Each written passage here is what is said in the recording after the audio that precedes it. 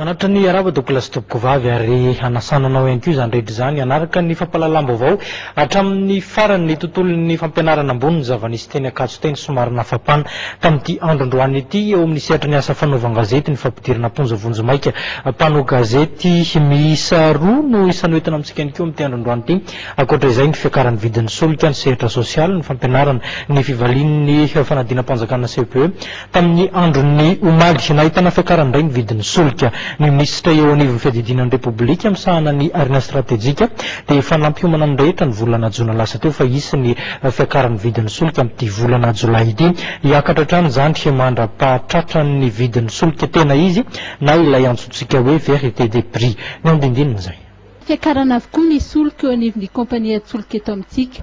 nanomboka androany dia lasa 503 ariary ny litatry ny lasantsy 703 ariary ny litatry ny gazoil ary 703 ariary ny litatry ny solika fandrehatra izany hoe nahitana fiakarana 70 ariary 80 ariary ary 550 ariary avy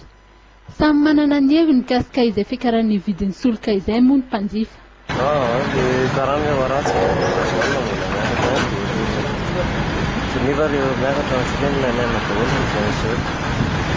Fisotro le vidiny lasantsy aloha zany aminay le izy zany tena mafy aminay le fisotro lasantsy satria mantsy le izy le karama zany hatramizay fito taona zao nitondrako taxi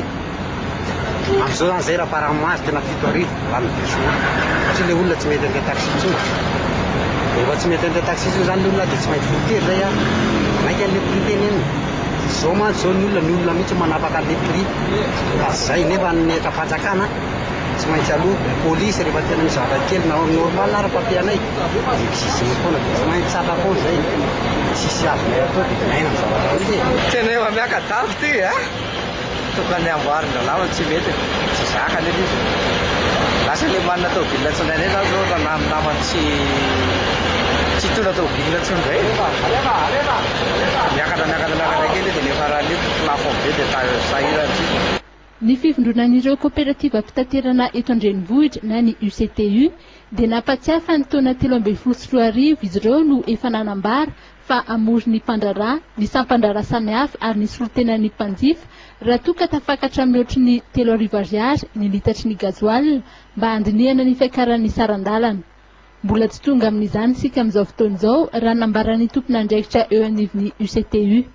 ny volana jona lasa teo moa no efa nampiomana ny avy ao amin'ny ministera eo anivon'ny fiatidinan'ny repoblika misana ny arena stratéjika fa hiakatra tsikelikely manomboka ity volana jolay ity ny vidin'ny solika